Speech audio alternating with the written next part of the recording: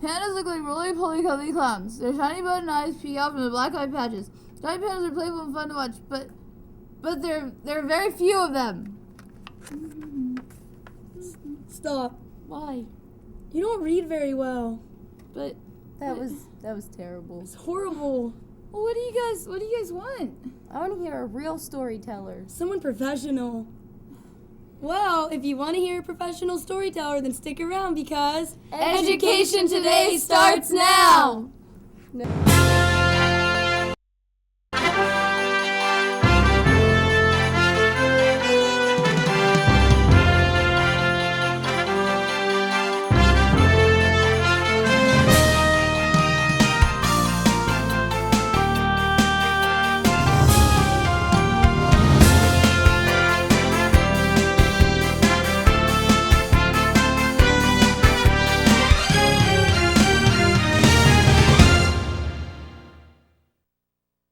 Welcome to Education Today. I'm Jessa Futcher. And I'm Kaylee Montgomery from the Armstrong School District. Tonight, we're going to take you to a school assembly in which students got to hear an accomplished storyteller and the author of 50 children's books. It was an assembly by Bob Hartman, who came to us through the school district's partnership with the National Character Foundation. Bob's dynamic and interactive style has entertained audiences from around the world. Bob has worked with Children's Museums of Pittsburgh, hundreds of area schools, and major festivals, including the Edinburgh International Book Festival and the Summerfest Book Festival in Australia. Let's take a look at this footage from Bob Hartman's assembly, which came to Elderton and Katanning Township Elementary Schools on Monday, February 23, 2009. I got home. His mother was more angry than ever. And then she shook her head at him. And then she shook her head. Jack, she said, you silly Jack. Don't you know you should have tied a string around the cat's neck and let him home behind you? Promise me you'll remember that tomorrow. Jack was a good boy, so he promised. On Thursday, Jack went to work for the butcher. He chopped up meat. He stuffed it into sausages. He worked so long and so hard that at the end of the day, the butcher gave him a lovely fresh, oh my. There is nothing fresh about that. A lovely fresh pork chop. Now, Jack was a good boy. He always did what he promised. And what did he promise to do with what he got? What did he promise? To put it on a leash, well done. So he tied a string around the pork chop and he let it home behind him. Here, pork chop. Here, pork chop. And he dragged it to the dirt and the weeds and the mud and the grass. And by the time he got home, nobody could eat that pork chop. And when Jack got home, his mother, she was more angry than ever she was. She shook her head at him. Ow!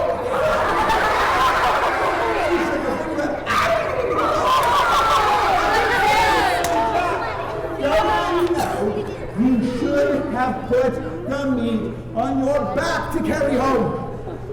Promise me you'll remember that tomorrow. And Jack was a good boy, so he promised. And on Friday, Jack went to work for the man who ran the stables. He took care of the horses, took care of the cows. Worked so long and so hard that at the end of the day, the man gave him a donkey. Yeah, I got donkeys. Give me hee-haw donkeys. Thank you. Now Jack is a good boy. He always did what he promised, and what did he promise to do with what he got? Yeah, carried us back. So Jack went down to the donkey cart, like a piggyback ride donkey on Jack's back.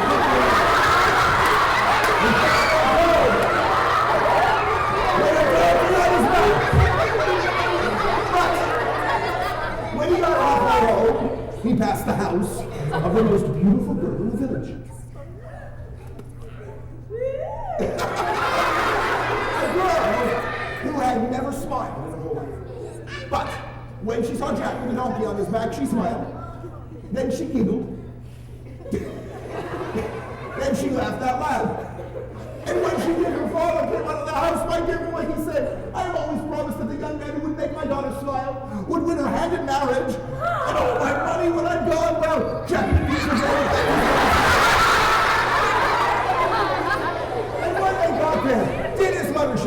at him? No.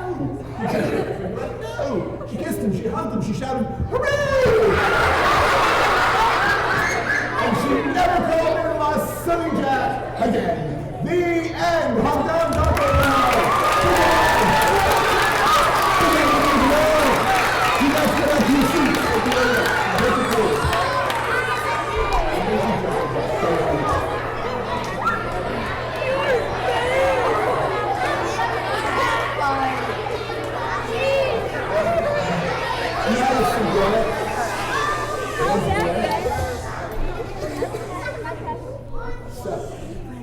Before you put your hand up, be very careful. Who didn't get shown much respect in that story? Yes. Who didn't get shown much respect? Jack, you're right. He tried as hard as he could. And yet, his mother just kept shaking her head at him. Fact of the matter is, when you're trying to do the best you can, when you're trying to be the best person you can, you need the person next to you to show you some respect. Do not laugh at you. To take care of you, to be kind to you, to be a friend, to support you and encourage you. Because you see, there's two S words that make all the difference in the world. The first word is the S word that says, I'm the most important. And that's the S word that we know is selfish.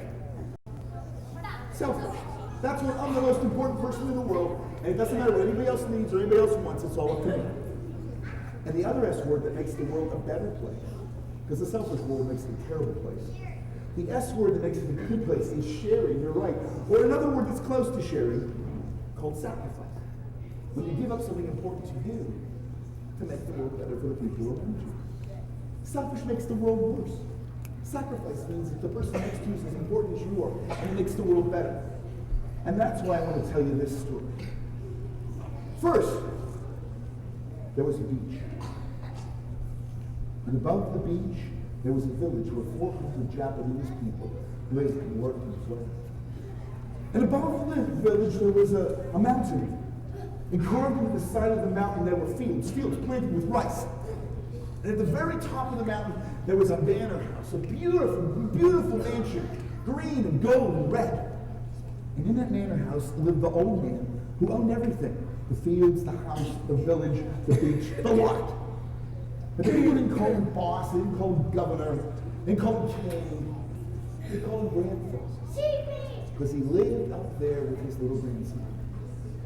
Now, when the grandson was playing in the Japanese village, when he looked up from his toys, and across the toys, and across the fields, and across the village, and across the beach, out into the ocean. And we looked out in the ocean and saw something. And what he saw was a wave. Now you guys believe in it. There's all kinds of waves in the ocean. What's so strange about that? Well, this wave was taller. And this wave was warmer. And this wave was rushing towards the village more quickly than any wave the little boy had ever seen. So he hurried into the house to show his grandfather the wave. The old man taught him out. And when he looked and when he saw, he knew right away what it was. For his father and his father's father had told him the story of the wave. How every 100 years a huge wave would erupt from the belly of the ocean, grow to 40 or 50 feet tall, and destroy everything in its path. So the old man knew something had to be done. He trotted back into his house, and he came out with 2 flaming torches. And he went to the fields on one side of his house, and he went to set the fields on fire. Grandfather, said the little boy, what are you doing? You set those fields on fire. We won't have enough to eat this year. I must do what I must do, said the old man. And he set the torches to the fields. And some of the fields were covered with reds and oranges and yellows blazing, and smoke rose into the air. The old man looked through the smoke, looked at the village below. He did not see what he was looking for. And so he took those torches and went to set fire to the fields on the other side. Grandfather, said the little boy, what are you doing? If you set those fields on fire, we'll have nothing to eat this year. I must do what I must do, said the old man. And he set the torches to the fields. And now all the fields were covered with reds and oranges and yellows blazing, and pillars of smoke rose into the sky. The old man looked at the smoke still. He did not see what he was looking for, and so he took those flaming torches and went to set fire to his house. Grandfather, said the little boy, are you mad? If you set fire to our house, we'll have nothing. I must do what I must do, said the old man. And he set the torches to the house. No, there wasn't anything on top of that mountain. It wasn't covered with reds, oranges, and yellows blazing, and clouds of smoke just covered the sky. The old man looked through the smoke, looked at the village, and finally he saw what he was looking for. For they're making their way up through the burning fields were the people who lived in the village. The old men, the young men, the old women, and the young women, the teenagers, the children. There were babies on their back, pots and pans filled with water in their hands, all to put out the fire. And just as those 400 people reached the mountain top, way at the village below, it sounded like thunder. It sounded like cannons. It sounded like the hoofbeats of 1,000 horses. And when the wave hit the village below, it destroyed everything in its path and dragged the ruins of the village back into the sea. The people looked around at the burned up house, burned down fields. Finally, the little boy asked the question everybody wanted the answer to. Why, grandfather, why? Why did you burn down all our things? Now we're as poor as the poorest person here. Don't you see, Simeon? I had to find some way to get everybody to safety. For as precious as my house and my fields are, each and every one of you are more precious still. People helped the old man rebuild his house. They planted his fields. They rebuilt their village. And when at last, some years later, the old man died, they built a memorial to the man in the village. A memorial they say you can see to this day, because this is a true story. A memorial that bears these words: to our grandfather, to our Lord, who gave up everything he had to save his people. Boy. See, you guys, there's two ways to live. The one S word says it's all about me. That's selfish. The other S word sacrifice says it's all about you. When it's all about the person next to you, it's so much better for everybody. I want to finish with one last story, but before I do, I thought you might like to ask some questions about some of the books that I've written. I brought some of them along. All the stories I've told you today are retellings of traditional tales from those books. So if you wanted to know anything about books or what writers do, here's a chance to ask a couple of questions before I find the story. Yes?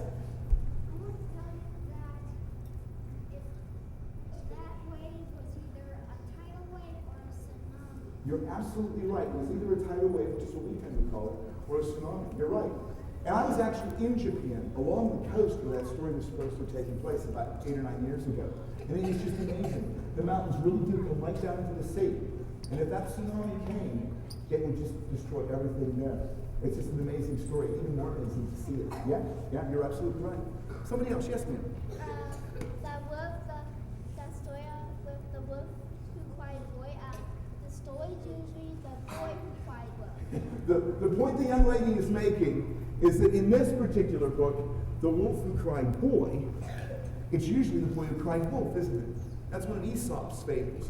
But I thought it might be fun to play with the story and turn it around and see if you can actually tell the story in the same way, a story about lying and not telling the truth, if it was a wolf who was crying boy instead. As a matter of fact, I was in the Armstrong School this morning, and as I was in the bathroom, I was listening to the teacher in the class next door, and he was actually having his students rewrite the story of Jack and Jill in a new way. So it's kind of fun to take stories we all know and to kind of play with them and see what we can do with them. Yeah? So that was good. That was well spotted. Somebody else. Another question anybody has. Yes? How many steps are there to writing a book? How many steps are there to writing a book? Is that right? How many steps to writing a book? Yeah. I always tell people that before you can write a book, you have to tell the story to yourself. So you have to know who the characters are. So I guess that's one step. You have to know what the setting is, where the story happens. And more important than anything, you have to know what the main problem is. What kind of problem does characters have to deal with, and how are they going to solve it? And you see, if you ask those questions first, and just jot down your answers or just have them in your head, then it's much easier to sit down and write the story, because in a sense, you've already told it to yourself, and then it's easier to find the words. The hardest thing to do is to have somebody give you a blank piece of paper and say, hey, write a story. And then you're like, yeah, once upon a time, I'm stuck, sir, I'm stuck. You know what I mean? It's really easy to get stuck right there. So if you plan the story and tell it to yourself first, then it's a lot easier to write it. Yeah? Yes? What's that one called? The one over here, let me. I will point. This one? This one here? This is called Grumble Bunny. And it's a story about somebody who was kind of true to himself and to his nature, because all the other bunnies were sweet and lovable and cuddly and cute, and Grumble Bunny just was a grump. But Grumble Bunny ends up saving the day because in this particular case, grumpiness wins, you know? So he's kind of like true to himself. It's one of my favorite books I ever wrote, and I love the pictures in it. Absolutely love the pictures in it. Yeah.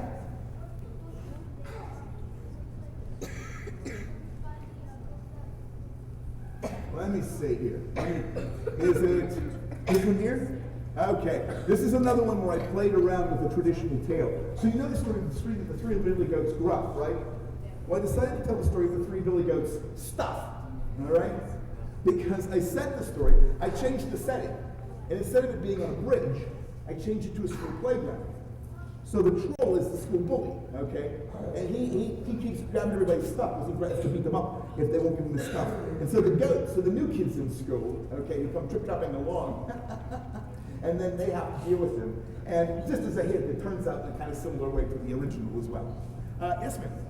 Why is it that most of the books that are out there have animals in it? Why do most of the books have animals in them? You know, that's a really good question. I think sometimes animals are just more fun to write stories about. And because, you know, like Aesop, he wrote lots of stories about animals, didn't he? You know, Wolf-Cried Boy, The Mouse and the Lion, Tortoise and the Hare. But he wasn't really talking about animals, was he? He was talking about people and the things that we do. But sometimes it's easier to talk about what we do when we actually put it on the animals, I guess. I don't know. It makes it a bit more fun as well. So that's probably why. Yeah. Yeah. Yes, sir. How long does it take to write a book? It depends partly on how long the book is. Like picture books are usually 1,000 words or less. So once you get the idea, like I was talking about the young lady over there, once you get the idea sorted out and you get a plan, you can actually write it pretty quickly. But then what you have to do is you have to keep rewriting it, you know, write it over and over again so it's really, really good. So even a short book like this could maybe take a couple of months. And if it's a novel, you know, a kid's novel, maybe, you know, 10, 15, 20,000 words, then that could take quite a long time. Yeah. Maybe as much as a year. Yeah. Yeah. When they're really long, they can definitely take a year. Absolutely. Yeah, okay. Chapter books can take a long time to write, just because there's more words, and the story's long, and it's more complicated. Yeah, young lady with pink. Do I have people help me write?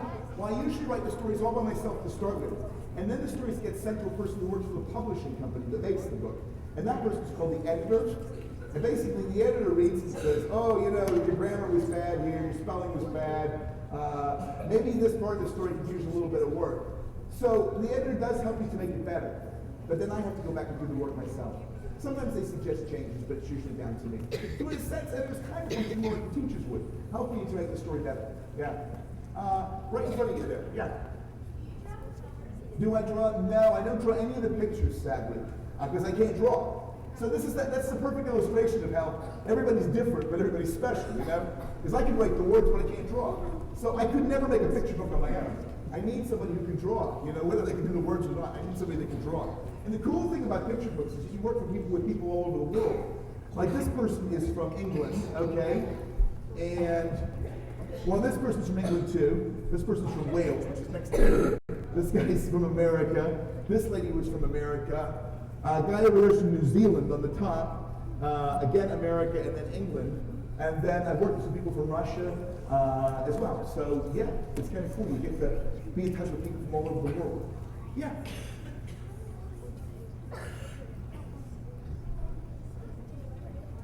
How long does it take to write a Bible? Wow. Well, see, the Bible is written up. It takes a long time. I mean, actually, it probably took a couple of thousand years to write the Bible as it happens. Just because it was written over a very long period of time. Yeah, by lots of different people. Yeah. Even more than 100 minutes. Even more than 100 minutes. Yes. When did I become a writer? Or why? When? The question is, when did I become a writer? And I became a writer, I started writing about 20 years ago. I know.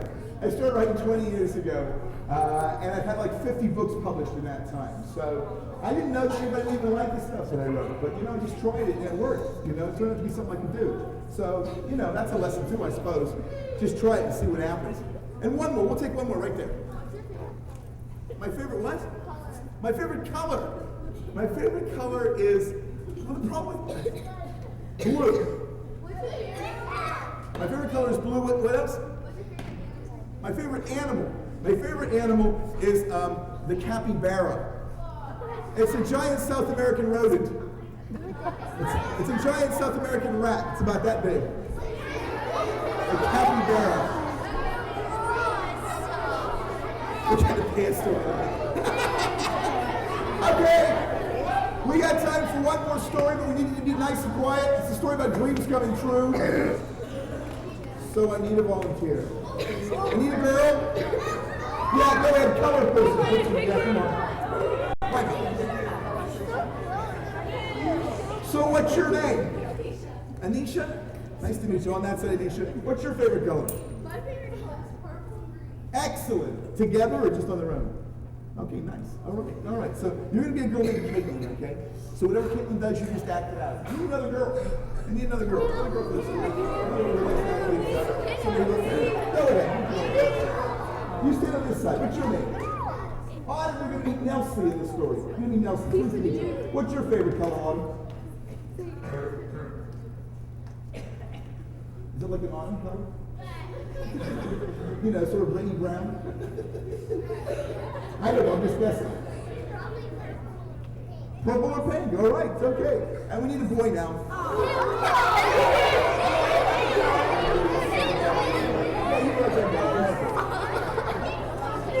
What's your name? Brody, come on here, Brody. Brody, you're going to play a boy named Peter, okay? And I'm going to play a boy named Jimmy. And we need everybody to sit on their buttons and be nice and quiet. Here we go. I'm going to be a boy named Jimmy, by the way. When the first grade teacher said, what do you want to be when you grow up? Everybody had an answer.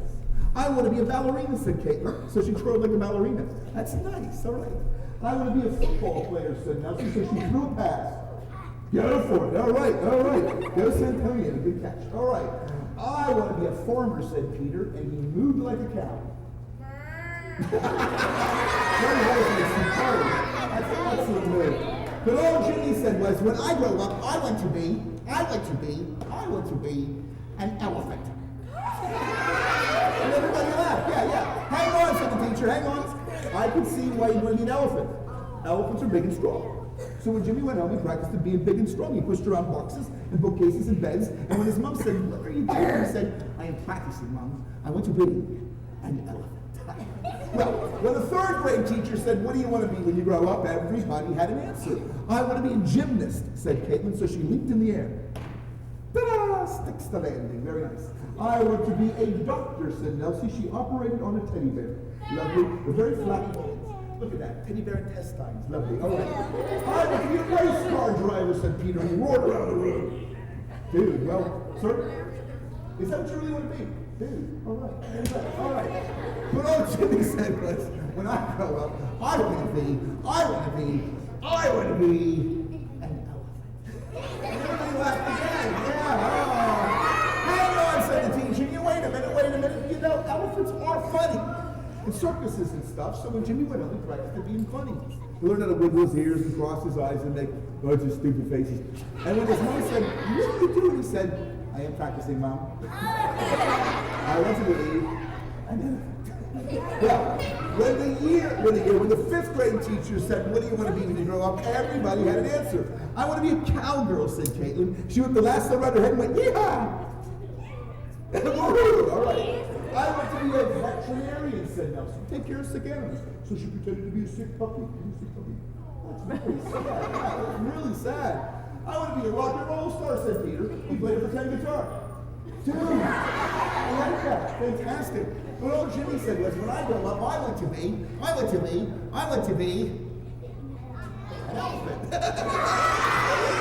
laughed again. Wait a minute, said the teacher. Wait. You know what they say, an elephant never forgets. But Jimmy didn't know they said that. So when he went home, he practiced at not forgetting. He memorized animal names. Weasel. He memorized bird names. Flying weasel. He memorized plant names. Blooming weasel. And his mom said, what are you doing? He said, I'm practicing. I want to be an elephant. Well, Jimmy and his friends are all grown up now. Caitlin grew up to be a ballerina. Give us a twirl. Nelsie grew up to be a doctor. Give us an operation. Peter grew up to be a race car driver. Go for it, dude. But what about Jimmy? Well, Jimmy doesn't work in the safari park, he doesn't work in the circus, and he doesn't work in the zoo. No, this is a true story, believe it or not. Jimmy's a friend of mine in Pittsburgh. Yeah. And Jimmy works in a hospital for sick kids. He does. He pushes their wheelchairs and lifts them up into bed. You gotta be big and strong to do that, don't you? Bit like a elephant, yeah. Sometimes when the kids are unhappy, he wiggle his ears and crosses his eyes and makes stupid faces. He's really funny. A bit like a elephant, yeah. And no matter how many kids are in his ward, you know, he never forgets even one of their names. He's got a great memory, sort of like a elephant. Sometimes when the parents come to visit, they will point to him and they'll say, "Who's that?" The kids will just smile this little smile and they'll say, "Well, his name tag says James, but for some reason, everybody in the hospital calls him Jimmy." Yeah. That's the story. Just give him a clap. Yeah.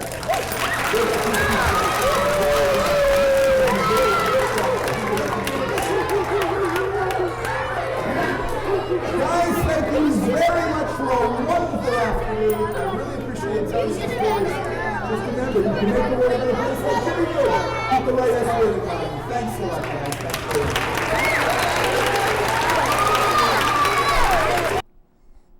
Wow, that was wonderful. Bob's program combines traditional folk tales from around the world retold in his fresh, inimitable style with his own stories. As you saw, he loves to help children create their own stories on the spot. Bob's professional development workshops are designed to enhance educators' ability to communicate and improve their storytelling skills. These programs are always exciting, engaging, and above all, interactive. Well, that's our show for today. I'd like to thank the National Character Education Foundation for bringing Bob Hartman to Armstrong School District. Our thanks go out to the TV production students of Katanning High School, led by their teacher, Dawn Swanson. They were our film crew today here in the Armstrong School District TV studio. Please join us again next week for another look at the Armstrong School District information about the district, and have a great week.